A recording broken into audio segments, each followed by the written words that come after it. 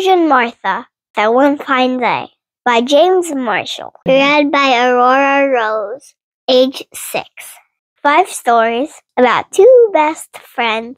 Story number 1, The Tightrope.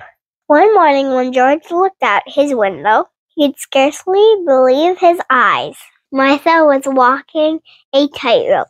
"My stars," cried George. "I could never do that." "Why not?" said Martha. "It's tons of fun." "But it's so high up," said George. "Yes," said Martha. "And it's such a long way down," said George. "That's very true," said Martha. "It would be quite a fall," said George. "I see what you mean," said Martha.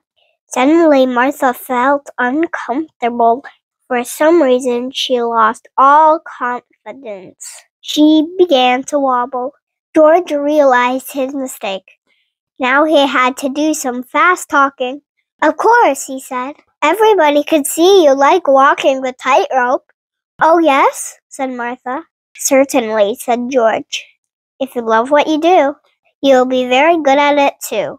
Martha's confidence was restored. "Watch this," she said. Martha did some fancy footwork on her tightrope. Story number 2, The Diary. Whenever Martha sat down to write in her diary, George was always nearby. "Yes, George," said Martha. "I was just on my way to the kitchen," said George. Said Martha. Martha decided to finish writing outdoors. "How peculiar," she said to herself. "I can still smell George's cologne." Then Martha heard leaves rustling above her. "Aha!" she cried. "You were spying on me.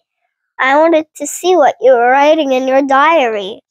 "Then you should have asked my permission," said Martha. "May I peek in your diary?" asked George politely. "No," said Martha. Story number 3, The Icky Story. At lunch, George started to tell an icky story. Martha strongly objected. "Please have some consideration," she said. But George told his icky story nevertheless. "You're asking for it," said Martha. When Martha finished her lunch, she told the icky story. It was so icky that George felt all queasy inside. He couldn't even eat his dessert. "You're the champ," said George. "Don't make me do it again," said Martha. "I won't," said George. Story number 4, The Big Scare. "Woo!" cried George. "Have mercy!" screamed Martha. Martha and her stamp collection went flying. "I'm sorry," said George. "I was feeling wicked." "Well," said Martha, "now it's my turn." "Go ahead," said George. "Not right away," said Martha slyly.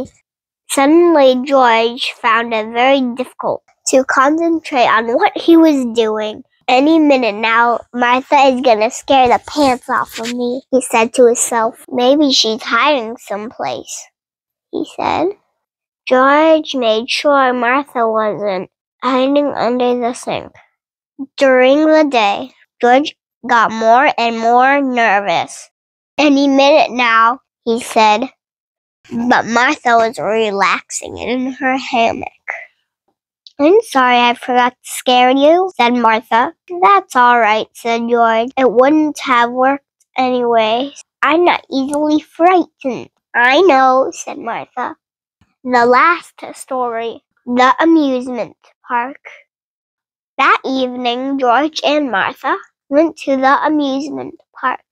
They rode the Ferris wheel. They rode the roller coaster. They rode the bump cars. They were having a wonderful time. But in the tunnel of love, Martha sat very quiet. It was very, very dark in there. Suddenly, Martha cried, "Boo!" "Have mercy!" screamed George. "I didn't forget after all," said Martha. "So I see," said George. The end.